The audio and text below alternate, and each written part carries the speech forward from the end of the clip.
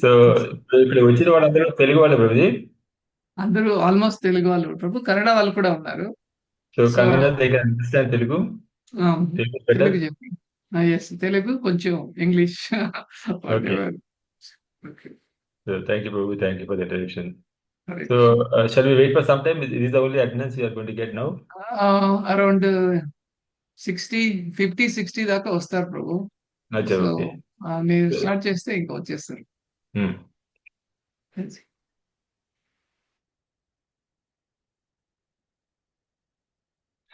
ఓం అజ్ఞానతిమిరంధస్య జ్ఞానాంజనశలాకయా చక్షుర్మిలితం యేన తస్మై శ్రీగురవే నమః. శ్రీచైతన్యమనోభీష్టం స్థాపితం యేన భూతలే స్వయం రూపకదా మహ్యం దదాతి స్వపదాంతికం.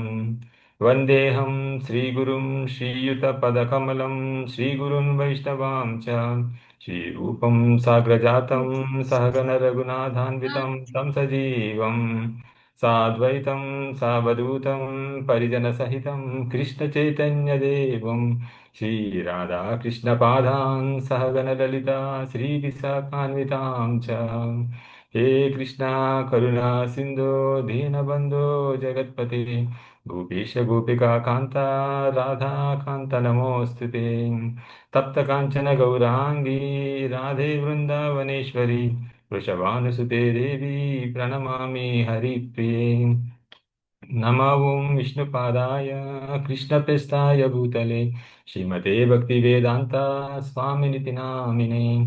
నమస్తే సరస్వతి దేవే గౌరవాణి ప్రచారిణే నిర్విశేష శూన్యవాది పాశ్చాత్య దేశతారిణే.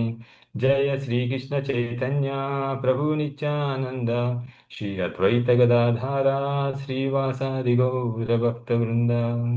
హరే కృష్ణ కృష్ణ కృష్ణ హరే హరే హరే రామ రామ రామ హరే హరే.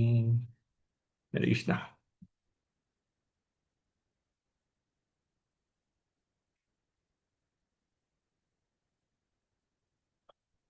హరే కృష్ణ. సో భక్తులందరికీ స్వాగతం. సో ప్రభు వీళ్ళందరూ మౌనవ్రతం పాటిస్తారా లేకపోతే మాట్లాడతారా? మీరు ఎలా చెప్తే అలా చేస్తాం ప్రభు. ఓకే, నైస్ ప్రభు. సో ఈ రోజున నిన్న మార్నింగ్ ప్రభుజీ చెప్పారు చాలా వరకు లీలలన్నీ కూడా అయిపోయినాయి. భగవంతుడు చేసినటువంటి లీలలు, ఈ యొక్క కార్తీక మాసంలో చేసిన లీలలన్నీ కూడా అయిపోయినాయి అని చెప్తే నేను ఏం చెప్పానంటే నృగ మహారాజు యొక్క కథ ఈరోజు డిస్కస్ చేద్దామని. సో ఈ నృగ మహారాజు యొక్క కథ, it is just not only a story. ఇది స్టోరీ కాదు, it is a lesson for us. ఇది ఒక పాఠం కూడా. సో ఒక ఎగ్జాంపుల్ కాదు, మెనీ ఎగ్జాంపుల్స్ ఆర్ దేర్. మనం దీని ద్వారా ఎన్నో విషయాలు తెలుసుకోవచ్చు. మనకి ఈ యొక్క కృష్ణ పుస్తకంలో ఉన్నటువంటి ప్రతి కథ కూడా, ఎందుకంటే ప్రభుపాద గారు ఏం చెప్తారంటే ఇది పూర్తి అయిపోయిన తర్వాత మళ్ళీ చదవమంటారు. కృష్ణ బుక్ ఒకసారి చదివామంటే లైఫ్లో కాదు, నువ్వు చదివినాక మళ్ళీ చదువు. ప్రతిసారి కూడా మనకి ఏదో కొత్త విషయం తెలుస్తుంది. ఉం? ఇది మనం భక్తి అనేది ఎట్లా పాటించాలి, భక్తిలో లేకపోతే మనం ఏ రకంగా ఇబ్బంది పడతాం, మనం భక్తి చేయడానికి ఒక వ్యక్తి మన జీవితంలోకి వచ్చి ఏ రకంగా సేవ చేస్తారు. ఇప్పుడు చూసారంటే మీరు మధురవత్ ప్రభు, మరి పరాభక్తి మాతాజీ, వాళ్ళు ఆ, వాళ్ళని ఫాలో చేయడం వల్ల, వాళ్ళు చేసే ఎంగేజ్మెంట్ వల్ల మీరు ఏ రకంగా లాభపడుతున్నారు. అది సింపుల్గా మనం అనుకోవడం కాదు, అది ఎగ్జాంపుల్ ద్వారా, ఈ కథ ద్వారా మనం తెలుసుకోవచ్చు. ఉం? సో ఈ కథ ఎట్లా వస్తుందంటే, మీరందరూ కూడా ద్వారక వెళ్ళి ఉంటారు. ద్వారకలో ఆ, కృష్ణుడి యొక్క కుమారులు వాళ్ళందరూ చక్కగా మనం వ్యాహాలకి వెళ్దామని చెప్పి వాళ్ళ కుమారులు, కొంతమంది యాదవులు వీళ్ళందరూ కలిసి వెళ్తారనమాట. వెళ్ళి చక్కగా ఆడుకుంటారు. ఆడుకున్న తర్వాత వాళ్ళకి దాహం వేస్తుంది. అయ్యో దాహం వేస్తుంది కదా, మనం ఎక్కడైనా నీరు దొరుకుతుందని చూద్దామని చెప్పి చుట్టుపక్కలంతా కూడా వెతుకుతారు. వెతికితే వాళ్ళకి సమీపంలో ఒక పాడుబడిన బావి ఒకటి కనిపిస్తుంది. అయ్యో బావి ఉంది కదా, కొంచెం నీరు తాగుదామని అందరూ కూడా అక్కడ వెళ్తారు. వెళ్ళి చూస్తే అందులో నీరు లేదు కదా, ఒక పెద్ద రాకాస బల్లి పడి ఉందట. అయ్యో ఇదేంటి వింత జంతువులాగా ఉంది, దీన్ని ఎప్పుడు మనం చూడలేదు. It is entirely different, is a big lizard. So they never seen in their life. So దీన్ని ఏం చేయాలి మనం? కొన్ని దీన్ని రక్షిద్దాం, వాళ్ళందరూ కూడా భగవంతుడు భక్తులు కాబట్టి ఏదో రకంగా రక్షిద్దామని చెప్పి వాళ్ళు శతవిధాల ప్రయత్నం చేశారట. మంచి తాడు తీసుకొచ్చారు, తాడు వేశారు, లాగుదామని ప్రయత్నం చేశారు. కానీ వీళ్ళ వల్ల కాలేదు. మరి దీన్ని ఏ రకంగానే బయటికి తీసుకురావాలి కదా అని చెప్పి వాళ్ళు ఏం చేశారు, వెనక్కి వెళ్ళిపోయి కృష్ణుడికి ఇదంతా కూడా వివరించారు. హ్మ్. సో, ఈ రకంగా మేము వెళ్ళాము. అక్కడ చూస్తే ఒక రాకాసి బల్లి అందులో పడుంది. సో, దాన్ని ఎట్లా బయటికి తీయాలి? అది మాకు సాధ్యం కాదు. అప్పుడు కృష్ణుడు వీళ్ళ యొక్క మొర విని ఆయన పర్సనల్‌గా వెళ్తాడు. So, he personally goes there and with his left hand simply he lifts the lizard. ఆ రాకాసి బల్లి ఏదైతే ఉందో దాన్ని చాలా తేలిగ్గా దాన్ని పైకి తీసుకొస్తాడు. భగవంతుడి యొక్క స్పర్శ ఎప్పుడైతే ఆ బల్లికి తగిలిందో అది రూపం మారిపోతుంది. ఆ బల్లి యొక్క రూపం మారిపోతుంది. హ్మ్. ఎట్లా అయిపోతుందో అది వెళ్ళి ఒక చక్కటి అందమైన దేవత రూపానికి వచ్చేస్తుందన్నమాట. సో, భగవంతుడు అది చూడగానే, "అయ్యో! నువ్వు కేవలం బల్లినే అనుకున్నాను. నువ్వు ఇంత ఈ ఒక దేవతవా? హ్మ్. నువ్వు స్వర్గలోకవాసుడివా? నాకు తెలీదు. మరి ఇంత గొప్పగా నువ్వు ఉన్నటువంటి వ్యక్తివి ఈ యొక్క నూతిలో పడి ఎందుకు నువ్వు ఆ యొక్క బాధను అనుభవిస్తున్నావు?" అని అడుగుతారన్నమాట. అడిగితే ఆ వ్యక్తి భగవంతుడికి చేసి, "స్వామి మీరు హ్మ్. సర్వాంతర్యామి మీకన్నీ తెలుసు. కానీ నా నోటి ద్వారా చెప్పిద్దామని చెప్పి మీరు ఈ రకంగా అడుగుతున్నారు. సో, నా వృత్తాంతాన్ని మీరు అడిగారు కాబట్టి, మీ యొక్క ఆజ్ఞనికి నేను కట్టుబడి నేను నా యొక్క వృత్తాంతం అంతా కూడా చెప్తానని చెప్పి ఆయన ఏం చెప్తాడంటే, నా పేరు నృగ. నేను ఈ రఘు డైనాసిటీలో ఇక్ష్వాకు వంశంలో వచ్చిన వాడిని. హ్మ్. నేను చేసిన పొరపాటు ఏంటంటే, నేను కర్మకాండ ఈ యొక్క వేదిక్ ప్రిన్సిపల్స్‌లో during in following this Vedic principles I took care of కర్మకాండ. ఆ పోర్షన్‌కి నేను ఎక్కువగా కూడా ప్రాముఖ్యత. మరి ఏ రకంగా ఈ కర్మకాండ చేశానంటే, నేను చాలా వరకు యజ్ఞాలు, యాగాలు అన్నీ కూడా నిర్వహించేవాడిని బ్రాహ్మణులు పిలిచి. తర్వాత నేను గోవుల్ని దానం చేసేవాడిని. గోదానం అనేది అన్నిటికన్నా గొప్పదని చెప్పి శాస్త్రం చెప్తుంది కాబట్టి, అనేకమైన గోవుల్ని దానం చేసేవాడిని. ఎన్ని గోవుల్నంటే, మన భూమి మీద ఉన్న ఇసుక రేణువులు ఎన్నున్నాయో అన్ని గోవుల్ని. ఆకాశం మీద చుక్కలు ఎన్నున్నాయో అన్ని గోవుల్ని. తర్వాత వర్షం పడినప్పుడు ఎన్ని చుక్కలు భూమి పడతాయో అన్ని గోవుల్ని దానం చేశానయ్యా. హ్మ్. మరి ఈ దానం కూడా ఎంత గొప్పగా ఉండేదంటే, గోవు దానికి అది పెద్ద వయసున్న గోవు కాదు.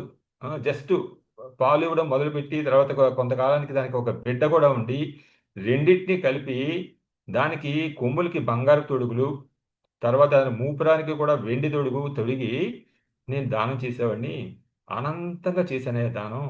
కానీ ఒక్కసారి ఏం జరిగిందంటే హ్మ్. నేను దానం చేస్తే ఒక బ్రాహ్మణుడికి ఒక గోవు తిరిగొచ్చి నా గోశాలకొచ్చేసింది. సో, అది తెలియక నేనేం చేశాను, తర్వాత ఇంకో బ్రాహ్మడొస్తే ఆ గోవుతో సహా నేను దానం చేశాను. ఈ బ్రాహ్మడు ఎప్పుడైతే గోవుని తీసుకువెళ్తున్నాడో, అప్పుడు మొదటి బ్రాహ్మణుడు చూసాడు దాన్ని. చూసి ఇదేంటి నా గోవుని నువ్వు తీసుకెళ్తున్నావు? ఇది నాది కదా! నాకిచ్చేయి" అడిగాడట. అడిగితే అదెట్లా రాజుగారు నాకిచ్చారు గదా! నేను తీసుకెళ్ళాలి అని చెప్పి అతను కూడా ఇవ్వలేదు. సో, ఇద్దరు కలిపి సరే రాజుగారి దగ్గరికి వెళ్లి తేల్చుకుందాం అని చెప్పి ఇద్దరు కలిసి రాజుగారి దగ్గరికొచ్చారట. వచ్చి "అయ్యా ఇది ఇట్లా జరిగింది. మరి ఆ గోవు నా గోవు నాకు దానం చేశారు మీరు. అది నేను తీసుకువెళ్ళాను కదా! మరి దాన్ని తిరిగి మళ్ళీ ఈయనకి దానం చేశారేంటి?" అంటే ఇప్పుడు రాజు పెద్ద సంకట స్థితిలో పడిపోయాడు. ఇప్పుడెట్లా? హ్మ్. సరే ఒక పని చేద్దాం. నీ గోవు ఆ గోవుని ఆయనకిచ్చేసేయండి. పొరపాటున ఆ గోవు వెనక్కొచ్చింది గదా! మీకు దాని బదులుగా కొన్ని లక్ష గోవులు నీకిస్తానని జెప్పాడు. చెప్తే ఈ బ్రాహ్మడు ఒప్పుకోలేదు. మీరు ఎన్ని గోవులిచ్చినా మీరు ఇచ్చిన గోవునే నేను తీసుకెళ్తానని జెప్పాడు. సో, ఆ మొదటి బ్రాహ్మణుడు చెప్పాడు. పోన్లే నీ గోవు ఇందులో కలిసిపోయింది గదా! నీకిస్తాను పోనీ ఒక 1,00,000 గోవులు. అతను కూడా ఒప్పుకోలేదు. ఎందుకంటే ఇక్కడ ఒక ధర్మం ఒకటుంది. ఎట్లా మనకి ఇచ్చిన దానాన్ని ఆ బ్రాహ్మణులు ఎలా స్వీకరిస్తారంటే, అది భగవంతుడి తరపున స్వీకరించాలన్న ఉద్దేశంతో వాళ్ళు స్వీకరిస్తారు. అంటే అది భగవంతుడికి ఇచ్చింది మళ్ళీ వేరే వాళ్ళకి అట్లాగా దానం చేయకూడదన్న దృక్పథంతో ఇద్దరు కూడా కోపంతో వెళ్ళిపోతారట. వెళ్ళిపోతే ఈ రాజుగారికి అర్థం కావట్లేదు ఏం చేయాలో. ఇదేదో సమస్యని తేలుద్దాము నేను అనవసరంగా ఇరుక్కుంటున్నాను కదా అనుకున్నాడాయన. కానీ ఆయన తెలియలేదు. వెళ్ళిపోయారు. ఇద్దరు వెళ్ళిపోయారు. మరి రాజుగారు కొంతకాలానికి మర్చిపోయాడు. ఆయన యొక్క దాన ధర్మాల్ని కొనసాగిస్తూనే ఉన్నాడు. అనంతంగా ఆయన గోవుల్ని దానం చేస్తూనే ఉన్నాడు. సో, ఇట్లా కొంతకాలం అయిపోయినాక మరి ఆయనకి ముసలితనం వచ్చింది. తర్వాత మరణం కూడా వచ్చింది. మరణించిన తర్వాత ఆయన యమరాజు దగ్గరికి వెళ్ళాడు. యమభటులు వచ్చి యమరాజు తీసుకెళ్లారు. అక్కడ జడ్జిమెంట్.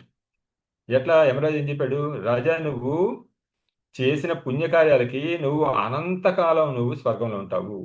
కానీ నువ్వు ఒక పాపం చేసావయ్యా, ఆ పాపానికి నువ్వు నరకానికి వెళ్ళాల్సిందే. ఉం? నువ్వు ఈ యొక్క భూలోకంలోనే నరకాన్ని అనుభవించాల్సి వస్తుంది. అది ఆ, నువ్వు స్వర్గ కాలానికితో పోల్చుకుంటే చాలా తక్కువే. మరి ఏది నీకు ముందు కావాలి? ఉం? ఏది నీకు ముందు కావాలని అడిగితే, ఆ, యమరాజా, నేను ముందు కొంచెమే అంటున్నారు కాబట్టి ఆ కష్టాన్ని ఏదో అనుభవించి వచ్చేస్తాను, నేను అనంతకాలంగా ఇక్కడ సుఖాన్ని అనుభవిస్తాను అని చెప్పాడు.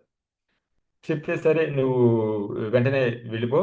ఆ, నీకు నువ్వు ఒక రాకాసి బల్లి కింద ఒక నూతిలో ఆ ద్వారకా ప్రాంతాల్లో ఉంటావు అని చెప్పి ఆయన పంపించాడు. సో అక్కడ ఆయన రాకాసి బల్లిగా లోపల ఉన్నాడు. అక్కడ ఏంటంటే అది ఎండిపోయిన బావి. సో మీరందరూ ఎవరో చూసే ఉంటారు కదా, ఆ యొక్క బావి కూడా ఎక్కడుందో ద్వారకలో. మన లోకనాథ్ మహారాజ్, ఆయన కాలి నడకన సంచారం చేసేవారు. ఉమ్, ఈ యొక్క హరినామాన్ని బుక్ డిస్ట్రిబ్యూషన్ చేస్తూ, కాలినడకన చేస్తూ ఒకసారి ద్వారకకు వెళ్ళి అక్కడ అది పూర్తయిన సందర్భంగా ఒక మంచి స్తూపం కట్టారు ఆయన. ఆ స్తూపం నుంచి లోపలికి వెళ్తే ఎడం చేతి పక్కన ఒక బావి ఉంటుంది. సో ఆ బావి దగ్గరే ఈ యొక్క లీల జరిగిందని చెప్తారు. ఇప్పుడు ఆ బావి అంతా కూడా పాడుపడిపోయింది, అక్కడ ఏం లేవు. కానీ అదే బావిలో జరిగింది, చాలా పెద్దది ఆ బావి. ఆ బావిలో అది జరిగిందని చెప్పి కథ చెప్తారు అనమాట. సో అట్లా నేను ఈ కర్మకాండనే నమ్ముకుని ఎట్లా వచ్చాను. మరి నా యొక్క దౌర్భాగ్యానికి నేను చేసిన పుణ్యకర్మకి నువ్వు దర్శనం ఇవ్వాల్సిన పని లేదు. భగవంతుడు ఎవరికి దర్శనమిస్తాడు? ఆ, భక్తులకే దర్శనమిస్తాడు ఆయన. ఉం? కానీ ఈయన చేసిన మంచి పని ఏంటంటే, ఈయన జీవితంలో ఒకసారి ఒక వైష్ణవుడు వచ్చారట ఈయన దగ్గరికి. వచ్చి, అయ్యా, మేము భగవంతుడు విష్ణువుకి ఒక ఆలయం కట్టాలనుకుంటున్నాము. తర్వాత భగవంతుడి గురించి ఈ కీర్తిని 10 మందికి పంచాలని చెప్పి ఆ ఏర్పాటు చేస్తున్నాము. దానికి కొంచెం ధన సహాయం కావాలని అడిగారు. అడిగితే నీకేంటి లోటయ్యా అని చెప్పి ఆయన వైష్ణవుడు ఊహించిన దానికన్నా కూడా ఎక్కువ ఇచ్చాడు. వైష్ణవుడు అంత ఇస్తారని అనుకోలేదు. రాజు అంతకన్నా కూడా ఎక్కువ సాయం చేశాడట. చేసినప్పుడు వైష్ణవుడు ఈయనకు ఒక బ్లెస్సింగ్ ఇచ్చాడు. నువ్వు ఈ చేసిన దీనికి తప్పకుండా భగవంతుడి యొక్క దర్శనం కలగాలని చెప్పి నేను కోరుకుంటాను, నేను ప్రార్థిస్తానని చెప్పాడట. సో దానికి ఆ, ఈయన నూతిలో పడిపోయిన తర్వాత మరి ఆ వైష్ణవుడి యొక్క కృప వల్ల ఈయనకి ఆ వైష్ణవుడే గుర్తొస్తున్నాడట. భగవంతుడు దర్శనం అన్నాడు కదా, మరి ఆయన దర్శనం కలిగితే బాగుండు కదా అని చెప్పి ఈయన అనుకుంటున్నాడు. భగవంతుడి కన్నా కూడా వైష్ణవుడు ఎక్కువ తలుచుకుంటున్నాడు. ఆ వైష్ణవుడి దగ్గర నాకు ఇట్లా బ్లెస్సింగ్ ఇచ్చాడు కదా, మిగతాదంతా కూడా నేనేం చేశాను ఉమ్, అని చెప్పి ఆయన చాలా ఆ, ఆ, బాధపడుతూ ఆ నూతిలో ఎన్నో సంవత్సరాలు గడిపాడు పాపం. గడిపితే ఫైనల్గా ఆ వైష్ణవుడి యొక్క కృప వల్ల ఈయనకి ఈ రకంగా భగవంతుడి యొక్క దర్శనం కలిగింది. ఇంకో పొరపాటు ఈ విషయంలో ఆయన చేసిన పొరపాటు ఏంటంటే, నేను ఈ యొక్క శిక్షణ అనుభవిస్తాను అనకుండా స్వర్గానికి వెళ్తే బాగుండేదని చెప్తారు ప్రభుపాద వారు. ఎందుకని? ఉమ్, భగవంతుడు చెప్తాడు కదా, 2వ అధ్యాయంలో నేహాభిక్రమ నాశోస్తి ప్రత్యవాయోన వీచతే స్వల్పమప్యస్య ధర్మస్య త్రాయతే మహతో భయాత్. ఉమ్, సో ఈయన స్వర్గానికి వెళ్ళుంటే అక్కడ పుణ్యవతులందరూ కూడా ఈయన కలిసేవారు. Will be meeting with many pious people. So once you meet with some pious people, they may impart little knowledge and they may impart little devotion in this person. So ఆ సమయంలో ఆ రకంగా చేయడం వల్ల ఈయన ఈ పాపాన్ని తప్పించుకునే అవకాశం ఉండేది. భగవంతుడు ఎప్పుడు కూడా మనం, ఈయనకి ఇంత పుణ్యం ఉంది, మరి చిన్న పాపమే కదా, ఆ పుణ్యంతో పాపం తీయొచ్చు కదా. కానీ అది శాస్త్రం ఒప్పుకోదు. నీ పుణ్యానికి నువ్వు సుఖం అనుభవించాల్సిందే, నువ్వు చేసిన పాపానికి శిక్ష అనుభవించాల్సిందే. ఈ రెండు కూడా సెపరేట్ అకౌంట్, రెండు కూడా మిక్స్ చేయడానికి కుదరదు అనమాట. సో ఈ రకంగా అతను చేసిన పొరపాటును ఆయన చింతించాడు. సో ఈ రకంగా జరిగింది అని చెప్పి ఆయన ప్రార్థిస్తున్నాడు. సో ఈ కథ ద్వారా మనం తెలుసుకుంది ఏంటి? ఇది కేవలం కథే కాదు, ఒక పాఠం అనమాట. సో ఏంటి ఈ పాఠంలో మనకు తెలిసిన ఒక విషయాలంటే, ఆ, మరో మనం చూసిన అంబరీష్ మహారాజ్ యొక్క స్టోరీ మనకు తెలుసు. అంబరీష్ మహారాజ్ ఏం చేశారు? ఆయన పూర్తిగా భగవంతుడు యొక్క భక్తుడు అనమాట. ఇక్కడ ఈ రాజు నృగమహారాజు డెసిషన్ తీసుకోలేకపోయాడు. ఆ, ఏం చేయాలి నేను ఇప్పుడు, వీళ్ళ ఎలా సమాధానపరచాలని తీసుకోలేపాడు. కానీ అంబరీష్ మహారాజ్ ఏం చేశాడు, ఆయన ఎప్పుడైతే ఈ ఏకాదశి పూర్తయిన తర్వాత ద్వాదశి ఫాస్ట్ బ్రేకింగ్ చేయాలో ఆ సమయంలో ఆ, ఆ, ఈ ఇంద్రుడు దుర్వాసుని పంపిస్తాడు. ఎందుకంటే ఇంద్రుడికి భయం, ఈయన ఇంత ఫాస్టింగ్ చేస్తున్నాడు, ఇంత పుణ్యం చేస్తున్నాడు, నా యొక్క పదవి పోతుందేమో అని చెప్పి భయం అనమాట. దాంతో దుర్వాసుని ఏదో రకంగా కొంచెం ఆ, ఆయన్ని చెప్పి ఆయన దగ్గరికి వెళ్ళి కొంచెం వెళ్ళండి అని చెప్తే, ఈ దుర్వాసుడు వెళ్తే ఏదో ఒక రభస జరుగుతుందని తెలుసు. ఈ రకంగానే తనకి ఏదో మేలు జరుగుతుందని చెప్పి పంపిస్తే, సో దుర్వాసుడు వచ్చాడు. ఇప్పుడు దుర్వాసుడు వీళ్ళు కూడా ఏకాదశి వ్రతం చేస్తారు, కానీ వాళ్ళకి ఫాస్ట్ బ్రేకింగ్ ఇటువంటి నియమాలు ఏమి ఉండవు వాళ్ళకి. కానీ ఈ రాజుకు ఉన్నాయని తెలుసు. తెలిసి నువ్వు ఫాస్ట్ బ్రేకింగ్ మన ఇద్దరం కలిసి చేద్దాము, నేను మా శిష్యులతో స్నానం చేసి వస్తానని చెప్పి నది స్నానానికి వెళ్తాడు. వెళ్ళినప్పుడు రాజుగారు చూస్తారు ఈ సమయం మించిపోతుంది, ఇది భగవంతుడి యొక్క కార్యక్రమం, ఈ యొక్క ఏకాదశి వ్రతం అనేది భగవంతుని ప్రీతి పరచడం కోసం చేసింది కదా. మరి ఈ వ్రతాన్ని నేను ఎట్లా జరుపుతాను? అట్ ద సేమ్ టైం ఒక బ్రాహ్మణ్ణి కూడా నేను కించపరచలేను. బ్రాహ్మణికి మాట ఇచ్చాను కదా ఎదురు కలిసి ఫాస్ట్ బ్రేకింగ్ చేద్దామని. ఇప్పుడు ఈ ధర్మ సంకటంలో నేను ఏం చేయాలని చెప్పి బ్రాహ్మణులు అందరినీ సమావేశపరిచి దీనికి ఏదైనా మార్గం ఉందో అని చెప్పి శాస్త్రం చూడమని చెప్తే వాళ్ళు వెతుకుతారు. తర్వాత ఈయన కూడా స్ఫురణకు వస్తుంది. ఎందుకంటే ఈయన ఎప్పుడు కూడా భగవంతుడికి చింతనలోనే ఉంటాడు. సో ఏమని వస్తుందంటే, కొంచెం నీరు తీసుకుంటే అది ఫాస్ట్ బ్రేకింగ్ అవుతుంది, at the same time fast breaking కాదు. ఉమ్, ఇది నువ్వు ఆ బ్రాహ్మణుడికి నువ్వు అపరాధం చేసిన వాడివి కాదు, తర్వాత భగవంతుడి యొక్క ఈ యొక్క ఏకాదశి వ్రతాన్ని కూడా చేసిన వాడు. ఉమ్, ఈ రకంగా ఎప్పుడైతే స్ఫురణకు వచ్చిందో వెంటనే ఆ, ఆయన కొంచెం నీరు తీసుకుంటాడు. దుర్వాసుడు వచ్చి ఈయన నీరు తీసుకోవడం చూసి వెంటనే తన జుత్తు హెయిర్ ఒక తీసి ఆయన ఒక రాక్షసు సృష్టిస్తాడు ఈయన మీదకి. సో చూసారు ఆ సమయంలో ఏమైంది, ఉమ్, భగవంతుడు స్వయంగా యొక్క సుదర్శకను పంపించి తన్ని కాపాడతాడు. సరే అంటే ఇక్కడ మృగమహారాజు చేసిన పనికి ఈయన చేసిన పనికి తేడా ఏంటంటే, మృగమహారాజు కేవలం కర్మకాండ కార్యక్రమే చేశాడు. ఉమ్, కానీ ఆయన జీవితంలో మంచి పని ఏం చేశాడంటే వైష్ణవుడికి సేవ చేశాడు. ఒక్క వైష్ణవుడికి ఆయన ఇచ్చినటువంటి ఆ ఆ, అంటే దానం ఏదైతే ఉందో ఆ ఆలయం నిర్మించడానికి ఆయనకి చాలా ఉపయోగపడింది అనమాట. సో ఈ రకంగా మనం మన జీవితంలో భగవంతుడికి డైరెక్ట్గా చేయకపోయినా కానీ ఎవరైనా వైష్ణవులకు సాయం చేసినా, వైష్ణవులు తలపెట్టినటువంటి ఆ కార్యక్రమంలో మనం ముందుకు వెళ్ళినా కానీ మనకి జీవితంలో ఎంతో లాభం చేయబోతుంది అనమాట. సో అట్లాగే ఆ, సుగ్రీవుడు ఉమ్, సుగ్రీవుడు కూడా అక్కడ ఏం చేస్తాడు, ఆయన వాలి ఎప్పుడైతే ఒక రాక్షసుతో యుద్ధం చేస్తూ ఒక గుహలోకి వెళ్ళాడో ఆ రాక్షసు యొక్క కేకలు వినిపిస్తుంటాయి. అంటే ఆ రాక్షసుడు వాలిని చంపితే గనక బయటకు వచ్చినాక నన్ను చంపడం పెద్ద కష్టం కాదు, తర్వాత వీళ్ళు జనాలందరూ కూడా చంపేస్తాడు కదా అని చెప్పి దానికి రాయ అడ్డు పెడతాడు. అదంతా మన స్టోరీ తెలుసు కదా. తర్వాత వాలి ఆ రాక్షసుని చంపి కొంతకాలం బయటకు వచ్చి సుగ్రీవుడి మీదని ఆయన దండిస్తాడు. సో ఇప్పుడు ఈ సుగ్రీవుడు యాక్చువల్గా భగవంతుడికి శరణాగతి పొందుతాడు. ఎప్పుడైతే భగవంతుడు వచ్చాడో భగవంతుడికి శరణాగతి పొందిన తర్వాత ఆ భగవంతుడికి ఆ స్వల్పం అప్పిస్తే ధర్మస్య, ఎంతైతే భగవంతుడికి కొంచెం సాయం చేద్దామనే మనసులో తలిచాడో అతని సమస్యలన్నీ కూడా తొలగిపోయినాయి. ఉం. సుగ్రీవుడు చేసిన పని వల్ల సమస్యలన్నీ తొలగిపోయినాయి. ఆ వాలిని సంహరించి సుగ్రీవుడిని రాజుగా చేశాడు భగవంతుడు. అంటే మనం భగవంతుడు కార్యక్రమం తలపెట్టినప్పుడు మనకి ఎన్ని ఇబ్బందులు ఉన్నా అన్ని కూడా తొలగిపోతాయి అన్నమాట. మనం ఎప్పుడు కూడా భయపడకూడదు. సో మనకి జీవితంలో వైష్ణవులు ఏ రకంగా సాయం చేస్తారు, ఇప్పుడు జగన్ మదే స్టోరీ మీ అందరికీ కూడా తెలుసు, మనం ఎప్పుడు చెప్పుకుంటున్నాం కదా. జగన్ మదలు ఏం చేశారు, వాళ్ళు చేయని పాపాలు లేవు. ఆ, వాళ్ళు చేసిన పాపాలు లిస్టు రాసి పుస్తకాలు స్టోర్ చేయడం కోసం యమలోకంలో కొత్తగా గదులు కట్టారట. దగ్గర 25 గదులు కొత్తగా కట్టాల్సి వచ్చిందట. అన్ని గదులు కట్టి వాళ్ళు చనిపోయినాక ఆ చిట్టా తీసి వాళ్ళని అనంతకాలంగా నరకంలో ఉంచాల్సిన సమయం వస్తే అప్పుడు ఏం జరిగింది, నిత్యానంద ప్రభు ఉం? ఆయన ఒక కృప వల్ల వీళ్ళకి భక్తి ఇవ్వండి అని చెప్పి ఆయన రికమెండ్ చేశారు. ఎవరికి? చైతన్యబాబుకి. సో చైతన్యబాబు ఎప్పుడైతే వీళ్ళిద్దరిని సంహరించాలని చూశారో ఆయన చైతన్యబాబు యొక్క రికమెండేషన్, నిత్యానంద బాబు రికమెండేషన్ ద్వారా వీళ్ళిద్దరికీ కూడా భక్తి అనేది కలిగింది. వాళ్ళని కౌగలించుకొని వాళ్ళ యొక్క పాపాలు సమస్తం తీసేశాడు భగవంతుడు. ఉం? తీసి వాళ్ళకి ఒక దారిని ఇచ్చాడు. అంటే మనం భక్తి మార్గంలో వెళ్ళడం అనేది ఎంత ఇంపార్టెంటో మనం తెలుసుకోవాలి. అంటే భక్తి మార్గంలో వెళ్ళడమే కాదు, ఒక వైష్ణవుడు యొక్క కృప మన మీద ఉండాలి. ఒక వైష్ణవుడు మన మీద కృప చూపించాడంటే భగవంతుడు తప్పకుండా కూడా మనని ఆ, రక్షిస్తాడు. సో ఇట్లా మనం చూసుకుంటే ప్రతాపరుద్రుడు మీరు అందరూ వినే ఉంటారు కదా.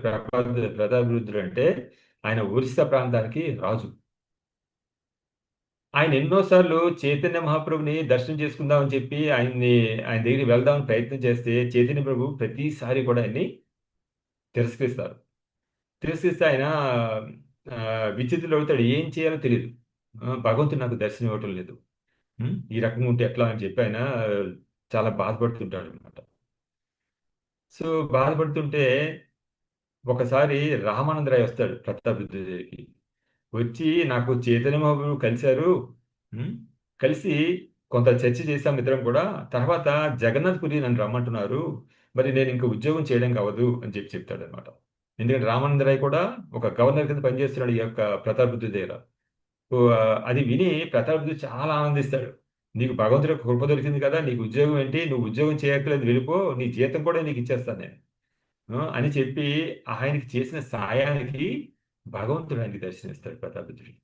చూసారా, మనం డైరెక్ట్ గా భగవంతుడి కృప దొరకపోయినా వైష్ణవుడి యొక్క కృప దొరికితే మనం తప్పకుండా భగవంతుడు మనకి ఈ రకంగా సేవ సాయం చేస్తాడనమాట. సో ఇదే రకంగా మీరందరూ కూడా నవదీపం వెళ్ళే ఉంటారు. మాయపూర్ దగ్గర నవదీపంలో ఆ, దేవానంద పండిట్ అనే ఒక ఆయన ఉండేవాడు అనమాట. సో ఈయన ఏంటంటే ప్రొఫెషనల్ రీడర్ ఆఫ్ భాగవతం. చాలా ప్రొఫెషనల్ గా భాగవతం చదువుతుంటాడు ఈయన. సో చదివినప్పుడు శ్రీవాస్ పండిట్ కూడా ఆ భాగవతం క్లాస్కి అటెండ్ అయ్యేవారు అనమాట. సో శ్రీవాస్ పండిట్ ఆ యొక్క దాన్ని ఏ రకంగా గ్రహించేవారంటే ఈయన పూర్తి భక్తుడు కాబట్టి ఆ, ఆయనలో చాలా ఆ, ఏంటి వికాస అంటాం కదా అట్లా అన్ని కూడా ఉమ్, ఆ, అవన్నీ కూడా ఆయన ప్రదర్శించేవాడట. అది చూసి ఈ దేవానంద పండితుడు ఇది చాలా మూర్ఖంగా చేస్తున్నాడు, ఇతన్ని ఇక్కడి నుంచి పంపించేయని చెప్పి ఆయన్ని బయటికి గెంటేశారట. సో ఇది పెద్ద అపరాధం. ఒక వైష్ణవుని ఆ రకంగా బయటికి గెంటడం పెద్ద అపరాధం. అది చైతన్య మహాప్రభు చూసి అప్పటి నుంచి కూడా ఈ దేవానంద పండిట్ని టోటల్గా కూడా అవాయిడ్ చేశారు. ఆయనకి దర్శనం ఇవ్వటం లేదు. ఆయనతో మాట్లాడడం కానీ ఏమీ చేయట్లేదు అనమాట. దాంతో ఈ దేవానంద పండిట్ ఇదేంటి అప్పటికే చైతన్య మహాప్రభు అంటే చాలా ఫేమస్ నవదీపంలో.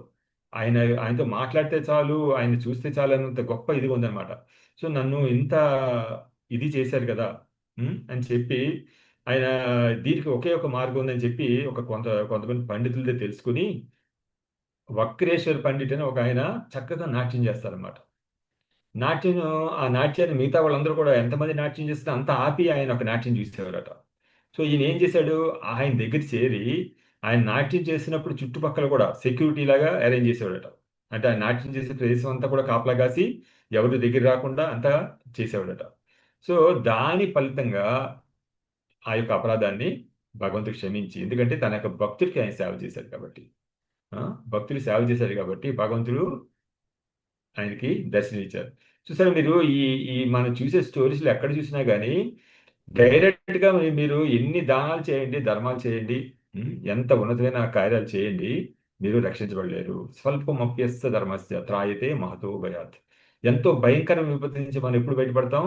కేవలం భగవంతుడి యొక్క భక్తుడికి మనం సేవ చేసినప్పుడు. చిన్న ధర్మం, మన ధర్మం ఏంటి అసలు? ఉమ్, జీవేర స్వరూపేయ కృష్ణేర నిత్యదాస. కృష్ణుడు నిత్యం దాస్యం చేయడే మన ధర్మం. మరి భాగవతం ఏం చెప్తుంది? సమయ పుంసం పరో ధర్మం. అందరికీ కూడా అందరి జీవులకి ఉత్తమమైన ధర్మం ఏంటి? యతో భక్తి రథోక్షి. యతో భక్తి రథోక్షి అంటే భగవంతుడికి ఆ, భక్తులు అవడం అనేది మనకి సంపూర్ణమైన ధర్మం. ఉమ్, సో అటువంటిది మనం కొంచెం చేసినా కానీ, మన సంపూర్ణమైన భక్తులు కాలేకపోయినా కొంచెం చేసినా కానీ అది మన ఎంతో భయంకర విపత్తు నుంచి మనని కాపాడుతుంది అనమాట. సో ఈ రకంగా మీరందరూ కూడా భాగవతం చదివే ఉంటారు. భగవద్గీతలో కానీ గురువుల నుంచి కూడా వినుంటాం. ఇట్లా వైష్ణవ సేవ చేయడం ద్వారా వైష్ణవులకి సేవ చేయడం ద్వారా మనం ఎంత రక్షించబడతాం అనేది మనకి ఆ, చాలాసార్లు మనకి స్టోరీల ద్వారా తెలుస్తుంది. అందుకని వైష్ణవ సేవ అనే చూసారు ఎంత వైష్ణవ సేవ చేశాడు ఈయన ధృగరాజు. చాలా కొద్దిగానే చేశాడు. ఆయన చేసిన మిగతా దాంతో చూస్తే కేవలం ఒక ఆలయం కట్టడం కోసం, దాని ప్రచారం కోసం సాయం చేశాడు. ఆయన గోవులు దానం చేసిన దానికన్నా కూడా ఇది చాలా ఎక్కువ. ఉం? కానీ ఆయన ఏం జరిగింది? ఆయన పూర్తిగా కూడా ఇబ్బందుల్లో పడిపోయాడు. ఈ రకం మనకి ప్రభుపాద్ వారు ఈ పెట్టినటువంటి ఈ పద్ధతి ఏదైతే ఉందో మన అందరినీ కూడా ఆ, చక్కగా మనం ఈ యొక్క సంస్థకి అటాచ్ అయ్యి ఒక శిక్షా గురువు అండర్లో కొంచెం చేసినా కానీ మనం డెఫినెట్గా కూడా దీని నుంచి బయటపడగలుగుతాం. ఉమ్, ఆ, ఒకసారి ఇది ఎక్కడది రష్యాలో, ఇది జరిగిన స్టోరీ. ఉమ్, రష్యాలో ఒక సైనికుడు, మన భక్తుడట, ఉమ్, కృష్ణ చైతన్యంలో ఉన్నాడు. ఆయనకి ఏం జరిగింది? పుస్తక వితరణ చేస్తున్నాడు ఆయన. పుస్తక వితరణ చేస్తున్నప్పుడు అందరికి ఇస్తున్నాం కదా, మా బాస్కి ఎందుకు ఇవ్వకూడదు అంటే కెప్టెన్ కూడా ఇద్దామని చెప్పి ఆయన కెప్టెన్కి ఇచ్చాడట పుస్తకం. ఇస్తే ఆయన పుస్తకం తీసుకెళ్ళాడు. తీసుకెళ్ళి ఇంట్లో పెట్టాడు. నెక్స్ట్ వీక్ మళ్ళీ కలుస్తారు కదా డ్రిల్లో. కలిసినప్పుడు అంతా అయిపోయినాక బాస్ నువ్వు చదివావా ఆ పుస్తకం అంటే లేదు, కొద్దిగా బిజీగా ఉన్నాను చదవలేదని చెప్పాడట. సరే అయిపోయింది. సో మళ్ళీ నెక్స్ట్ వీక్ మళ్ళీ ఇంకో వారం తర్వాత కలిసినప్పుడు మళ్ళీ అడిగాడు ఇతను, పుస్తకం ఏం చదివావా అని. సో అతను లేదే నాకు కొంచెం బిజీగా ఉన్నాను చదవలేకపోయాను అన్నాడట. లేదు లేదు, కొంచెం సమయం చేసి చదవండి అని మళ్ళీ ఈయన సలహా ఇచ్చాడు. ఇదేంటి నా కింద పని చేస్తున్నాడు, నేను ఇన్స్ట్రక్షన్ ఇవ్వాల్సింది, ఇతనేమో 10 మంది ముందు నన్ను ఇట్లా అడుగుతున్నాడు. సరే ఈ వారంలో చదివి పారేద్దాం, చదివేస్తే అతనికి తీరిపోదు కదా అని చెప్పి మరి పూర్తిగా పుస్తకం చదవడం కష్టం అని చెప్పి ఒకటి ట్రాన్స్లేషన్ ఒకటి చదివాడు. ఈ red only translation. Next week ఎప్పుడైతే కలిసారో అప్పుడు చెప్పాడు, "ఆ, బాస్ చదివావా అంటే చదివేశానయ్యా మొత్తం అయిపోయింది, ఏదో విధంగా చదివేశానులే అని చెప్పాడు. సరే ఇంత తొందరగా ఎట్లా చదివాడు అని నీకు అనుమానం వచ్చింది, కానీ ఆయన యొక్క బాస్ కాబట్టి ఆయన క్వశ్చన్ చేయలేకపోయాడు. ఆ ఆ వారం గడిచిపోయింది. మరి పై వచ్చే వారం మళ్ళీ కలిశారట వాళ్ళు. వచ్చినప్పుడు ఆయన గబగబా ఈ దగ్గరికి వచ్చి, ఎవరయ్యా బాబు, నేను ముందు పేజీలో చూశాను, మీ ఫౌండర్ ఆచార్య అని ఉంది ప్రభుపాదట, ఆయన నా కల్లోకి వచ్చారు. వచ్చి ఏమన్నారంటే నువ్వు ఆ ట్రాన్స్లేషన్ కాదయ్యా పర్పట్ కూడా చదవాలి, చదవమని చెప్పి చెప్పారు. ఇంక నేను అది కూడా మరి చదవడం మొదలుపెట్టాను. అంటే మీరే కాదు, మీ యొక్క గురువు గారు కూడా వచ్చి ఫాలోఅప్ చేస్తున్నారు. ఒక్కసారి మనం ఎప్పుడైనా అటాచ్ అయ్యామంటే ఇది ఈ యొక్క పరంపరకి, ఆ, మనకి ఈ యొక్క మూడు ఎక్కడి నుంచి వచ్చిందంటే మన యొక్క ప్రభుపాద నుంచి మూడు వచ్చింది. చైతన్య మహాప్రభు నుంచి స్టార్ట్ అయ్యి ప్రభుపాద నుంచి మనకు వచ్చింది. సో దీన్ని మనం కొంత ముందు తీసుకెళ్తే మిగిలింది ప్రభుపాద వారు చేస్తారనమాట. అందుకని మనం ఎప్పుడు వైష్ణవుల్ని ఎప్పుడు కూడా ఆ, తక్కువగా అంచనా వేయకూడదు. వైష్ణవులతో మన యొక్క సంబంధాలు కానీ ఈ స్టోరీ ద్వారా మనం తెలుసుకుంది ఏంటంటే వైష్ణవుల యొక్క కృప వల్లే మనకి భగవంతుడు లభిస్తాడు. మన యొక్క భక్తి ద్వారా కాదు. మనకి డెసిషన్ తీసుకోలేం, చాలాసార్లు మనం డెసిషన్ తీసుకోలేం, ఏం చేయాలి అని మనకు తెలియదు. ఉమ్, ఆ, అందుకే భగవంతుడు చెప్తున్నాడు కదా, తస్మాత్ శాస్త్ర ప్రమాణం అంటే కార్య వ్యవస్థితం. ఉమ్, శాస్త్ర ప్రమాణం తస్మాత్ ఇమీడియట్ గా శాస్త్ర ప్రమాణంతో కార్య అకార్య ఏం చేయాలి ఏం చేయకూడదు, ఆ, వ్యవస్థిత అది తెలుసుకుని కర్మ కర్తవు మహర్షి. నువ్వు చేసే పని అంతా కూడా శాస్త్ర ప్రకారం ఉండాలి. అంతేగాని నీకు తోచిన విధంగా చేస్తే మాత్రం నువ్వు ఇబ్బంది పడిపోతావు.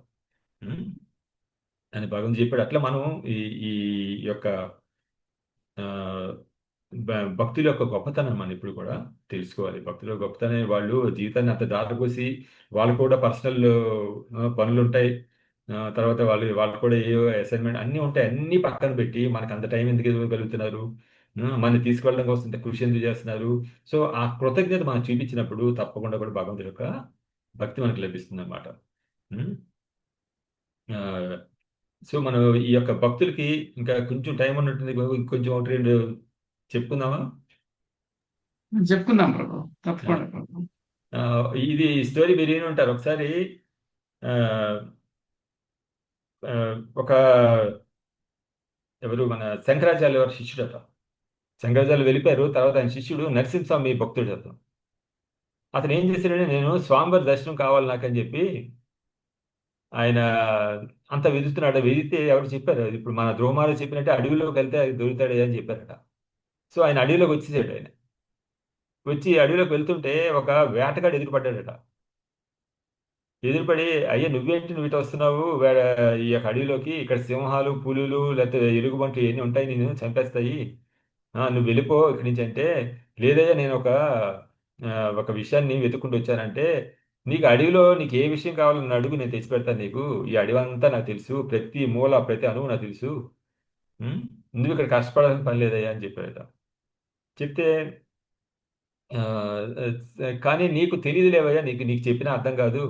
నువ్వు కేవలం వేటగాడు కదా, నీకు తెలియదులే అని చెప్పాడట.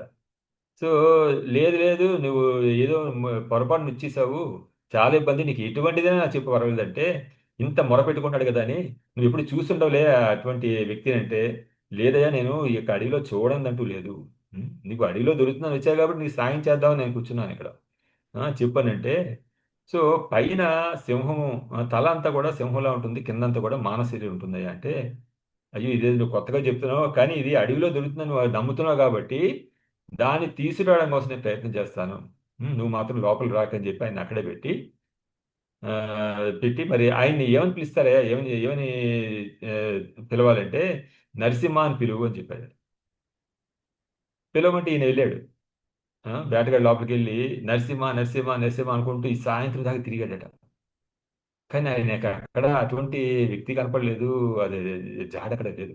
చివరికి అయ్యో నేను ఇంత ఫెయిల్ అయ్యాను కదా పాపం, ఆయన ఎవడో వచ్చి అడిగాడు, అది ఇక్కడ దొరుకుతుందని చెప్తే ఆయన కాదని చెప్పి నేను వచ్చాను.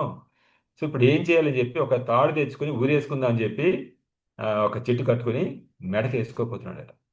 అప్పుడు నరసింహస్వామి అక్కడ ప్రత్యక్షమయ్యాడు. ఉమ్, ప్రత్యక్షమయ్యి ఆ, నేనే కదా నా కోసం చూస్తున్నావు కదా అని అన్నాడట. అప్పుడు ఇతను ఏంటి నేను పొద్దున్నుంచి పిలుస్తాను, నువ్వు ఎక్కడికి వెళ్ళిపోయావు? ఆయన వచ్చి కూర్చున్నాడు నేను చూస్తానన్నాడు. ఉమ్, నువ్వు ఇంత లేట్ చేస్తావని చెప్పి తన ఉరి తాడుని తీసేసి ఆయన నరసింహస్వామికి నడుము కట్టేసి ఆయన తీసుకుని వెళ్ళాడట అతని దగ్గరికి. తీసుకెళ్ళి అయ్యా నువ్వు అడిగావు కదా తీసుకొచ్చాను చూడు అన్నాడట. అడిగితే నువ్వు ఎవరిని తీసుకొచ్చావు నాకేం కనపట్లేదు అన్నట ఆ భక్తుడు. అడిగితే అయ్యో నీకు ఇతనే ఇక్కడ నువ్వు చెప్పావు కదా తల ఏమో సింహంలా ఉంటుంది, బాడీ అంతా ఇక మనిషిలాగా ఉంటుంది అంటే నాకైతే కనపట్లేదు అయ్యా అని చెప్పాడట ఆయన. చూసారు ఇక్కడ భక్తుడి కన్నా కూడా భక్తుడు సేవ చేయడంలోనే భగవంతుడి యొక్క దర్శనం కలిగింది. ఉం? ఆయన డైరెక్ట్ భక్తుడికి ఆ, భక్తుడికి కనపడలేదు నరసింహస్వామి, కానీ భక్తుడికి సేవ చేయాలని ఒక దృక్పథం ఏదైతుందో అది ఇతన్ని దర్శనం కలిగేటట్టు చేసింది అనమాట. సో ఇట్లా మనం భక్తుల యొక్క ఎప్పుడు కూడా భక్తులను తక్కువగా అంచనా వేయకూడదు. ఈ స్టోరీ బట్టి మనకు తెలిసింది, భక్తుల్ని తక్కువ అంచనా వేయకూడదు. వాళ్ళు చేసే వాటన్నీ కూడా ఆ, ఎందుకంటే ఈ భౌతిక జగత్తులు వచ్చినాక రకరకాలుగా ఉంటాం. మనం ఎవరు తప్పు చేయని వాళ్ళు ఎవరు ఉండరు. అందరినీ కూడా మనం ప్యూర్గా ఉండాలనే ఒక ఉద్దేశంలో మనం తలుచుకోకూడదు. ఎందుకంటే భగవంతుడు చెప్తాడు అపిచేతి దురాచారో భజంతేమో అనండి బాగా. ఏంటి చాలా దుర్మార్గులను కూడా భజంతేమో అనండి బాగా. సాధు రేవతి సంతవ్య సమ్యక్ వ్యవస్థిత ఆ వాళ్ళని సాధుగానే పరిగణించాలి అని చెప్తున్నాడు. అందుకని మనకి జీవదయ అనేది చాలా ఇంపార్టెంట్. జీవదయ అంటే వైష్ణవి పట్ల గౌరవం ఉండడం, నామరుచి. ఉం? నామరుచి ఇది కూడా మనకి ఉండాలి, నామం మీద రుచి ఉండాలి. జీవదయ నామరుచి వైష్ణవ సేవ. ఈ వైష్ణవ ఈ మూడు మనం కాపాడతాయి. అక్కడ ఆ బల్లిలాగా ఆయన పడి ఉంటే లోపల భగవంతుడు తను చేయించి లేపాడు. ఆ, కదా మరి మనం ఏమనుకుంటాం, ఇప్పుడు భగవంతుడు ఎక్కడ ఉన్నాడండి, ఆయన ద్వాపరయుగంలో ఉన్నాడు వచ్చాడు ఆయన లేపాడు, ఇప్పుడు మన ఎవరు లేపుతారు అంటే దానికి ప్రతిగా భగవంతుడు చైతన్య మహాప్రభు వచ్చి నువ్వు ఎక్కడున్నావో ఆ బల్లిలాగా పడున్నావా, నూతిలో పడుండు, కానీ కేవలం హరే కృష్ణ మహామంత్రులు చెప్పు, నీ చెయ్యి లేవలేదు, నీ చెయ్యి ఇస్తే నేను లేపగలను కానీ నువ్వు చెయ్యి కూడా లేపలేవు, ఆ మంత్రం చెప్పు నేను పైకి తీసుకొస్తాను. ఉం? చూసారు ఎంత ప్రివిలేజ్ ఇచ్చారు భగవంతుడు మనకి. ఈ కలియుగ జనులు ఈ కలి దోషే నిదే రాజన్, కలియుగం అనేది పూర్తి దోషాలతో నిండి ఉంది. మరి ప్రాయేణ అల్పాయుష సభ్య కళావశం నీకే జన మంద సుమంద మతయో మంద భాగ్య ఉపతుత. సో ఇది క్వాలిటీస్ కలియుగంలో చాలా అన్యాయం అనమాట. తక్కువ కాలమే జీవిస్తాం మనం, మందభాగ్యులం ఇందులో. ఆ, ఆధ్యాత్మికంగా ముందుకు వెళ్ళడంలో మందభాగ్యులం. మనం రాకెట్ సైన్స్ కనుక్కుంటాం కానీ దీంట్లో మందభాగ్యులం. మందభాగ్య ఉపదిత. సో ఇటువంటి కండిషన్లో ఇంత దుర్మార్గంగా ఉన్న కలియుగంలో వీళ్ళకి కష్టతరమైనది ఇస్తే వీళ్ళు ముందుకు రాలేరని చెప్పి చాలా తేలికైన పని. ఉం? చాలా తేలిక హరే కృష్ణ మహాంతులు చేసి వైష్ణవ సేవ చేసుకుంటే చాలు. మన్ని చైతన్య మగు తన స్వయంగా చేయలాగి మన్ని ఆ బలిలాగా పడి ఉన్న మన అందరినీ కూడా ఉం, ఆయన స్వయంగా బయట తీస్తారు మనం పడే కష్టాల నుంచి. ఇప్పుడు నృగమార స్టోరీ మళ్ళీ వెనక్కి వెళ్తే మనం, ఆయన మరి దాన ధర్మాలు చేయాలి కదా, మనం కూడా గోవులు దానం చేస్తాం కదా. ఉం? మనం కూడా గోదానం చేయాలండి అని అంటుంటారు, చాలా మంది గోదానం చేస్తుంటారు. చూసారు, ఇప్పటికైనా మనం తెలుసుకోవాలి ఆయన చేసిన పొరపాటు ఏంటో. మీరు చేసే గోదానం ఎట్లా అయి ఉండాలంటే, అది ముందు భగవంతుడికి దానం చేసి, తద్వారా మీరు బ్రాహ్మణులకు దానం చేస్తే, ఆ తర్వాత ఇంకో దాంట్లో మిక్స్ అయినా ఇంకేదైనా పొరపాటు జరిగినా మనకి ఏమీ రాదు. ఉం? దానం చేసే పద్ధతి అది. గోదానం చేయమన్నారని గోవుని తీసుకెళ్ళి ఏదో బ్రాహ్మణికి ఇచ్చొస్తే ఉం? చాలా ఇబ్బంది పడతాం. ఇప్పుడు చూసారా ఈయన పడిన ఇబ్బంది చూసాం కదా మనం. అందుకే భగవంతుడు చెప్తున్నాడు, యత్కరోషి యతస్నాసి యజ్జోషి తదాసేత్ యత్ తపస్సస్సి కౌంతేయ తత్కరుషు మదర్హ. నువ్వు ఆలోచన చేస్తున్నావు, తింటున్నావు, నువ్వు ఏ పని చేసినా కానీ, నువ్వు ఒక తపస్సు చేస్తున్నావు, తత్కరుషు మదర్హ, నాకు సమర్పించి చేయవయ్యా, లేకపోతే నువ్వు ఇక్కడ. సో ఈ రకంగా ఆయన చేసిన దానం, అంత దానం కూడా ఆ, పూర్తిగా వ్యర్థమైపోయింది. కేవలం భగవంతుడికి అర్పించి చేస్తే అతను ఎంతో ఉన్నత స్థానానికి వెళ్ళాడు. కానీ ఒక వైష్ణవుడి యొక్క కృప వల్ల ఏం జరిగింది? ఆ నృగ మహారాజ్కి భగవంతుడి దర్శనం కలిగింది. దర్శనం కలిగిన తర్వాత స్వర్గం నుంచి విమానం వచ్చిందట. వచ్చి రావే, స్వర్గానికి వెళ్ళాలి, నువ్వు అనంతకాలం ఉండాలంటే, భగవంతుడి యొక్క దర్శనం అయిపోయిన తర్వాత ఆయనకి దాని మీద టేస్ట్ పోయింది. స్వర్గం ఏంటి, స్వర్గంకి వెళ్ళడం ఏంటి, స్వామి నన్ను స్వర్గానికి తీసుకెళ్తున్నారంట అని అది గోల్ పెట్టాడు. పెడితే లేదులే, నువ్వు స్వర్గానికి వెళ్ళు, పూర్తి స్వర్గ సుఖాలు అనిపించిన తర్వాత నా ధామానికి వచ్చేస్తాను. ఉం? చూసారు, కేవలం ఒక్క వైష్ణవుడిగా చేసిన దీని వల్ల ఆయన ఎంత లాభపడ్డాడు. ఉం? ఆయన చేసిన గోదానం వల్ల ఆయన ఏమి లాభం కలగలేదు. సో మనం చేసే ప్రతి దానం కానీ ప్రతి పని కూడా కృష్ణ చైతన్యంలో చేయాలి. లేకపోతే మనం ఈ యొక్క భౌతిక జగత్తులో ఇరుక్కుంటాము. యజ్ఞానాత్ కర్మణో అన్యత్ర లోకోయం కర్మబంధ. సో అది ఈ నృగ మహారాజ్ యొక్క స్టోరీ చెప్పుకుంటే మనకి ఎన్నో ఇన్సిడెంట్స్ తెలుస్తాయి.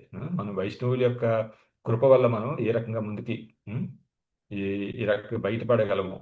మన సొంత తెలివితేటలు ఉపయోగించి ఈ ఈ రకంగా దాన ధర్మాలన్నీ చెప్పండి కదా శాస్త్రం, మనం చేద్దాం అనుకుంటే మనం ఇరుక్కుంటాం. నృగమహారాజు చాలా గొప్పవాడు, అటువంటి వాడే ఇరుక్కున్నాడు. ఇంకా మన పరిస్థితి ఏంటి? ఆయన రఘు డైనాసిటీలో వచ్చాడు, రాముడు జన్మించినటువంటి ఒక కుటుంబంలో. సో అందుకని దీన్ని జాగ్రత్త చూసుకోవాలి. సో మన కోసం ఎవరైతే కష్టపడుతున్నారో వాళ్ళకి మనం ఎప్పుడు కృతజ్ఞత తెలపాలి. ఉం? కృతజ్ఞత తెలపాలి. వాళ్ళకి ఏ రకంగా సాయం చేయగలమో మనం ఆలోచన చేసుకుని దీన్ని ముందుకు తీసుకెళ్ళడం కోసం మన యొక్క కృషి కూడా ఉండాలి. సో ఇది దీని నుంచి నేర్చుకోవాల్సిన లెసన్ అనమాట. ఓకే, హరి కృష్ణ. హరే కృష్ణ ప్రభు. దండవత్ ప్రణామం. చాలా ధన్యవాదాలు. చక్కగా చెప్పారు ప్రభు. ఇచ్చిన కొద్ది సమయంలోనే మీరు జస్ట్ ఇది జస్ట్ ప్రభుపాద లైక్ చెప్పింది బాబు, నేను చెప్పింది ఏం లేదు. ఆయన చెప్పింది రిపీట్ చేసిన. Just like power packed program. ఒక 40 నిమిషాలు నాన్ స్టాప్ గా ఎన్నో చెప్పారు. అంబరీష్ మహారాజ్ గురించి, తర్వాత ముఖ్యాతి ముఖ్యంగా వైష్ణవ ఒక వైష్ణవునికి సేవ చేసినట్టయితే అది ఏ విధంగా మనల్ని కాపాడుతుందని చెప్పారు. నాకు ఇంకా కొన్ని విషయాలు ఉన్నాయి, కానీ మిగిలిన పార్టిసిపెంట్స్ వాళ్ళు ఏం చెప్తారు కూడా చూస్తాం ప్రభు. హరే కృష్ణ. మీకు ఏమైనా సందేహాలు, మీకు ఏమైనా ప్రశ్నలు ఉంటే ప్రభుజీ సాంగత్యం మనకు చాలా అరుదుగా దొరుకుతుంది కాబట్టి మీరు చకాచక్కని అడిగి నివృత్తి చేసుకోవాలి. హరే కృష్ణ. హరే కృష్ణ ప్రభు. దండవత్ ప్రణామం ప్రభు. ధన్యవాదాలు. ప్రభు, ఇప్పుడు మీరు ఒక ఫార్ములా చెప్తున్నారు కదా ప్రభు. ఇప్పుడు వాట్ ఎవర్ మనం డొనేట్ చేసేటప్పుడు విల్ కీప్ కృష్ణ. ఓకే, భక్తులుగా అది మనకి మన సీనియర్స్ చెప్తున్నారు, we will follow that Prabhu. But when we give it to the non devotees, వాళ్ళు ఇప్పుడు ఏదో ఒక నెసెసిటీ ఉంటుంది, దానికి మనం ఫండ్ చేస్తాం అనుకోండి, will donate some amount for them. వాళ్ళు మిస్యూజ్ చేసుకున్నప్పుడు ఆ కర్మ కూడా should we face Prabhu. Yeah, so అది ఆ రకమైన దానం కాదు మాది. మనకి రూపకోసం చెప్పారు కదా, మన యొక్క సంపాదనలో 50% మనం భక్తి అంటే ఈ యొక్క కృష్ణ చైతన్యంలో ఖర్చు పెట్టాలి. 20% మనం ఉంచుకోవాలి. 20% ఈ రకంగా మన బంధువులు కానీ స్నేహితులు కానీ నిజంగా ఇబ్బందులు ఉంటే వాళ్ళకి సాయం చేయొచ్చు. వాళ్ళు భక్తులు కాకపోయినా కానీ. వాళ్ళు భక్తులు అవ్వాలి లేదు, కేవలం వాళ్ళకి లేబుల్ ఏంటంటే వాళ్ళు మన బంధువులు కానీ స్నేహితులు కానీ అయ్యి వాళ్ళు నిజంగా ఇబ్బందులు ఉన్నప్పుడు 20% వాళ్ళ కోసం ఖర్చు పెట్టవచ్చు.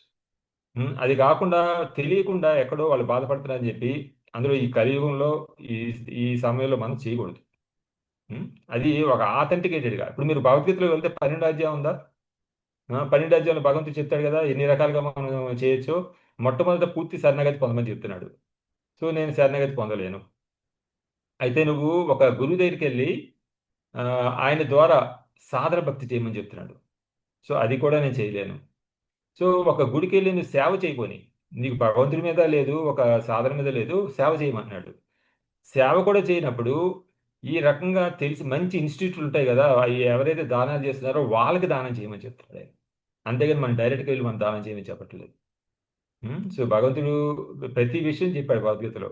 ఆ రకంగా మనం చేసే దానం కూడా ఆదరేజర్గా ఒక 25% వరకు ఇలా కష్టాలని కరెక్ట్గా, ఎవరైనా ప్రాబ్లమ్స్ ఉంటే వాళ్ళకి చేరే రకంగా మనం దానం చేయొచ్చు. అంటే మన సొంత ఆలోచనతో మనం చేయకూడదు. Okay Madhavji. Thank you Prabhu, thank you. Hare Krishna. Hari Krishna. గురుజీ చిన్న డౌట్. ఉమ్. మామూలుగా ఇప్పుడు తిరుమల దేవస్థానానికి గోశాలకి గోవుని ఇస్తే మంచిది అంటారు కదా. ఇప్పుడు మనం అలా ఏమన్నా చేసే దానివల్ల ఏమన్నా ఇబ్బందులు వస్తాయా, లేకపోతే అది చేయడం కరెక్ట్ అంటారా? అంటే ఇప్పుడు మనకి 4 సాంప్రదాయాలు ఉన్నాయి ప్రభు. ఒకటేమో మంది బ్రహ్మ మాధవ గౌడీయ పరంపర, రెండోది శ్రీ సాంప్రదాయం, మూడోది కుమార్ సాంప్రదాయం, 4 రుద్ర సాంప్రదాయం. ఈ సాంప్రదాయాలు ఎక్కడైనా మనం దానం చేయొచ్చు గోల్ని. ఎందుకంటే వాళ్ళు అంత ఓకే శాస్త్ర ప్రకారంగానూ పద్ధతి ప్రకారం చేస్తారు కాబట్టి. అది భగవంతుడికి దానం ఉమ్. చేస్తే అది ముందుకు వెళ్తుంది కాబట్టి అక్కడ చేయొచ్చు. అది కాకుండా ఓకే, మనకు ధన్యవాదాలు. మన వీధిలో ఎక్కడో ఒక గుడి ఉంది, ఒక బ్రాహ్మడు ఉన్నానే దానం అనేది అట్లా చేయకూడదు. అంటే ఇప్పుడు గుళ్ళో బ్రాహ్మణునికి బియ్యము బ్యాళ్ళు ఇట్లా దానం చేయొచ్చు అంటారు కదా గురూజీ, నువ్వులు ఇవి ఇస్తే బియ్యం మంచిది అట్లాంటి చేయొచ్చు, అంటారు. అట్లాంటి చేయొచ్చు. గోవులు చేస్తే వాళ్ళు ఏం చేస్తారు, వాళ్ళు పోషించలేక వాళ్ళు కాసాయవాడికి అమ్మేస్తారు. సో ఆ ఓకే పాపం ఓకే ఓకే ఉమ్. ఓకే. గోదానం చేసినప్పుడు చాలా ధన్యవాదాలు జాగ్రత్త. ప్రభు. Okay, thank you Prabhuji. Hari Krishna. ఇంకా ఎవరైనా ఉన్నారా? Anybody else? హరే కృష్ణ ప్రభుజీ, దండవత్ ప్రణాం. హరి కృష్ణ. ప్రభు, స్టార్టింగ్ లో ఒక పల్లి గురించి ఎగ్జాంపుల్ గా చెప్పినారు మీరు, చాలా అద్భుతంగా ఉండింది. సో భగవంతుడు స్పర్శ అనేది ఎంత గొప్పది అనేది మనం తెలుసుకోవాలి. ఆ స్పర్శ అనేది ఎంత శుభ్రంగా ఉంటుంది అనేసి కూడా బాగా చక్కగా చెప్పినారు, అది కూడా బాగుండింది. లాస్ట్ లో వచ్చి దాన ధర్మం చేసేటప్పుడు కృష్ణార్పణమస్తు అనేసి మనం భక్తితో మనస్ఫూర్తిగా చేయాలి, అది ఒక రకాలుగా మనకి తిరిగి వస్తుంది అని కూడా చెప్పినారు. అది కూడా నాకు చాలా ఇష్టమైంది. సో క్లాస్ కూడా చాలా ఏం చెప్తారు, సారీ నాకు తెలుగు అంత క్లియర్ గా రాదు, మన్నించండి. మీరు చెప్పింది అంత అర్థమే నాకు. సో క్లాస్ చాలా అద్భుతంగా ఉండింది. Thank you so much Prabhuji. దండవత్ Pranam. ధన్యవాదాలు. ఇంకా ఎవరైనా ఉన్నారా? సో మనం సమయాన్ని వృధా చేసుకోకుండా దాన్ని మనము సద్వినియోగం చేసుకోవాలి. So in the meanwhile, Prabhuji, also please help us in our present day Kali Yuga 2025. How do we express our gratitude for the Shiksha Gurus, Diksha Gurus, Acharyas? Now, how do we go about that? Yes, it is already you are doing it. So అంటే యాక్చువల్గా మన శిక్షా గురువుని యాక్చువల్గా ఏంటంటే, గురువుల్లో కూడా 2 రకాలు కదా, ఒక దీక్షా గురువు, రెండో శిక్షా గురువు. చైతన్య చరితంతో ఏం చెప్తుందంటే ఇద్దరు కూడా ఆధ్యాత్మిక గురువులే. సో ఈయన సంసారంలో ఉండొచ్చు శిక్షా గురువు. ఈయన ఏంటంటే మనని ఎడ్యుకేట్ చేసి దీక్షా గురువు తీసుకెళ్ళడానికి ఆయన జీవితాన్ని దారిపోసినటువంటి వ్యక్తి శిక్షా గురువు. ఆయనకి ఎప్పుడు కూడా రుణపడి ఉండాలి, ఆ గౌరవం ఇవ్వాలి, ఆయన చెప్పిన మాటను పాటించాలని ఒక దృక్పథంతో మనం ముందుకెళ్తే మనకి దీక్షా గురువు కలగకపోవచ్చు, భగవంతుడని తెలియకపోవచ్చు, కానీ మనం డెఫినెట్గా ఇది ఒక గొప్ప వైష్ణవ అనమాట అన్నిటిలో కూడా.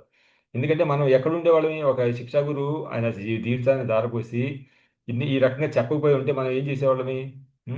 సో ఎన్నో రకాలుగా మనం ఈ యొక్క భౌతిక జగత్తులో కూలిపోయేవాళ్ళం. మనని పూర్తిగా బయటపడిస్తుంది ఎవరంటే, అంటే ఆ శిక్షా గురువు కూడా ఎంపవర్ అయ్యారు, దీక్షా గురువు వల్ల లేదా కృష్ణుడి వల్ల ఎంపవర్ అయ్యే చేశారు. కానీ ఆయన ఎక్స్టర్నల్స్ చూసుకుని మనం ఎప్పుడు కూడా అది డిసైడ్ చేయకూడదు. ఆయనకి ఎంత గౌరవం ఇవ్వాలి అంత గౌరవం ఇచ్చి ఆ మాటని మనం నిలబెడుతూ ఆయన చెప్పిన ప్రణాళికను మనం ముందు తీసుకెళ్తే డెఫినెట్గా మన సక్సెస్ అనేది వస్తుంది అనమాట. అట్లాగే దీక్షా గురువు కూడా మనకి కొన్ని ఇన్స్ట్రక్షన్స్ ఇస్తారు. ఈ యొక్క దీక్ష తీసుకున్నప్పుడు 16 మాలు చేయాలి, తర్వాత ఈ ఏకాదశి వ్రతం చేయాలి, నలుగురికి ప్రచారం చేయడంలో నువ్వు ముందడుగు వేయాలి, అది చాలా ఇంపార్టెంట్. ఇదేంటి మనది ఏంటంటే ఇది ప్రచారం చేసే మూమెంట్. ఉమ్. ఆ, సో అందుకని ఈ మూమెంట్లో చైతన్య మహాప్రభు యొక్క మూడు ఏదైతే ఉందో దాన్ని ముందు తీసుకెళ్లాలని మన ఆధ్యాత్మిక గురువులు అందరూ కోరుకుంటారు కాబట్టి వాళ్ళు కూడా కోరుకునేది ఇదే. భగవంతుడు కూడా మనకి 18 అధ్యాయులు చెప్తున్నాడు కదా, ఏమన్నాడు, అందరికీ కూడా నా గురించి ఎవరైతే ప్రచారం చేస్తారో వాళ్ళు అత్యంత మిక్కిలిష్టులు. ఉమ్. ఆ రకంగా దీక్షా గురువు యొక్క ఉద్దేశాన్ని కూడా మనం అలా పాటించాలి. తర్వాత మనం ప్రతిసారి కూడా ఇంట్రోస్పెక్టివ్, అంటే ఈ రోజున మనం ఇంతవరకు ముందుకు వచ్చాము, ఆ, ఇక్కడితో మనం సాటిస్ఫై అవ్వకూడదు. సాటిస్ఫై అవుతున్నాం అంటే అక్కడి నుంచి మన ఫాలో ఉన్నాయి. ఈ భక్తి మార్గంలో సాటిస్ఫాక్షన్ ఇక్కడితో నేను పూర్తిగా చేశాను, నేను ఒక స్టేజ్కి వచ్చాను, ఇంక చేయాల్సింది లేదని అనేది లేదనమాట. ఇక్కడి నుంచి నేను ఇంకా చేయాలి, ఇంకా చేయాలి, నేను ఏం చేయలేకపోతున్నాను అనుకోవడమే మనకి మనకి ప్రోగ్రెస్. మన ప్రతి స్టేజ్లో కూడా మనం ఇంకా ఎంతో చేయాలని చెప్పి మనం ఎంత కుతూహల పడతామో, ఎంత మనం ముందుకు వస్తామో. ఎందుకంటే మనకి ఆ, ఈ భౌతిక జగత్తులో ఎంతో కాలం నుంచి మనం తిరిగి తిరిగి వచ్చాం కదా. ఆ వాసనలు ఉండిపోతాయి, ఆ బద్ధకం ఉండిపోతుంది. దాన్ని భక్తుల సాంగత్యంలో మనం విడగొట్టుకోవాలి. వాళ్ళ సాంగత్యంలో వచ్చినప్పుడు ఆ యొక్క లేజినెస్ అంతా పోతుంది అనమాట. పోయి భక్తుల సాంగత్యం మనకు ఎంతో ఉపయోగపడుతుంది. అట్లా భక్తుల్ని ఆ రకం చూసుకోవాలి, శిక్షా గురించి చూసుకోవాలి, దీక్షా గురించి చూసుకోవాలి. ఇంకా కృష్ణుడు మనకి డైరెక్ట్ కృష్ణుడే నేను ఎప్పుడు దర్శనం చేసి వెళ్ళిపోతారంటే అది భక్తి కాదు. కృష్ణుడు శివుడు చెప్తున్నాడు కదా, నా భక్తుడు అనుకునేవాడు నా భక్తుడు కాదు. ఆ, పద్మపురాణంలో చెప్తాడు కదా శివుడు, ఏమే భక్త తమ మత. సో ఆ, నా భక్తుడి యొక్క భక్తుడే నా భక్తుడు. ఉం? సో అట్లా మనం ఆ, భక్తుల సాంగత్యాన్ని మనం చాలా చక్కగా గమనించుకుని వాళ్ళకి ఇచ్చే గౌరవం ఇచ్చి, ఎందుకంటే మనకి వాళ్ళు చేసిన మేలు ఈ యొక్క ఆ, ఈ సృష్టిలో ఇంకెవరు కూడా చేయలేరు. మనకి బ్రహ్మ కూడా చేయలేడు. భక్తులు చేసే మేలు. మనం ఈ రోజున ఈ స్టోరీ ప్రకారం కూడా చూస్తున్నాం కదా ఎంత మేలు చేస్తున్నారు. అందుకని ఆ గౌరవం అది మనం నిలుపుకోవాలి. ఆ దృక్పథంతో మన శిక్షా గురువు, దీక్షా గురువు, తర్వాత ఈ యొక్క సంస్థ ఏదైతే మనకి ఇచ్చిందో దాన్ని తూచా తప్పకుండా మనం పాటించడానికి ప్రయత్నం చేయాలి. అంతేగాని మనం ఇక్కడితో సాటిస్ఫై అవుదామని మాత్రం ఇప్పుడు అనుకోకూడదు. ఇక్కడితో అయిపోయింది, నేను ఒక స్టేజ్కి వచ్చేసాను, ఇంకా మోటో చిట్టా సార్ నాకు దీక్ష ఇచ్చేసారు, నేను మా జపం చేసుకుంటాను, నేను కలవాలంటే కుదరదు. ఎప్పుడు శిక్షా గురువుతో టచ్లో ఉండాలి, ఆయన ఇచ్చిన ఇన్స్ట్రక్షన్స్ పాటించాలి, ఈ ప్రచారంలో ఉత్సాహంగా ముందుకు రావాలి. ఇది నాకు తెలిసినంత వరకు ఇది బాబు, ఇది కొద్దిగా. థ్యాంక్ యూ సో మచ్ ప్రభు. చాలా చక్కగా వివరించారు ఏ విధంగా మనము నడుచుకోవాలి అని. ఆ తర్వాత అది జీవదయ, నామరుచి, వైష్ణవ సేవ, ఇది కూడా ఏ విధంగా చేయాలని రకరకాలమైన ఉదాహరణతో కూడా మాకు చక్కగా వివరించారు ప్రభు. So thank you so much ప్రభు. Thank you so for giving the opportunity. నన్ను ప్యూరిఫై చేసుకోవడానికి మీరు ఇచ్చిన అవకాశం ఇది. బాగా సో వివరించుకుని. గోల్డెన్ ఆపర్చునిటీ ఫర్ us ప్రభు. మీరు చాలా బిజీగా ఉంటారు. ప్రభుజీ ఎప్పుడు, ప్రభుజీ మాతాజీ వాళ్ళు ఎప్పుడు ఆన్లైన్ క్లాసుల్లో ఉంటారు. సో ఎంతో మందిని ఉత్తేజపరిచి పూరి, మాయాపూర్, బృందావన్, రకరకాల తీర్థయాత్రలకు కూడా ప్రభుజీ కొన్ని వందల మందిని తీసుకెళ్తుంటారు. సో ఈ విధంగా ప్రభుజీ ఎంతో మందిని చైతన్యం చేసి వాళ్ళను ట్రాన్స్ఫార్మ్ చేయించి వాళ్ళ చేత హరినామం జపం చేయించి ఆ, వాళ్ళందరినీ వైష్ణవులుగా ప్రభుజీ తీర్చిదిద్దారు అనమాట. సో ప్రభుజీకి, తుమ్కి మాతాజీకి, మీ కుటుంబ సభ్యులందరికీ మా యొక్క ధన్యవాదాలు. అదేవిధంగా మా కోసం మీరందరూ దయచేసి ప్రార్థన చేయండి, మీ యొక్క ఆశీస్సులు ఇవ్వండి. ఈ విధంగానైనా మేము ఏదైనా ఒక వైష్ణవునికి సేవ చేసుకొని తద్వారా మన గురు మహారాజ్ చెప్పిన ఇన్స్ట్రక్షన్ ఫుల్ఫిల్ చేయడానికి మాకు అది ఎంతోగా ఉపయోగపడుతుంది. Thank you Harikrishna.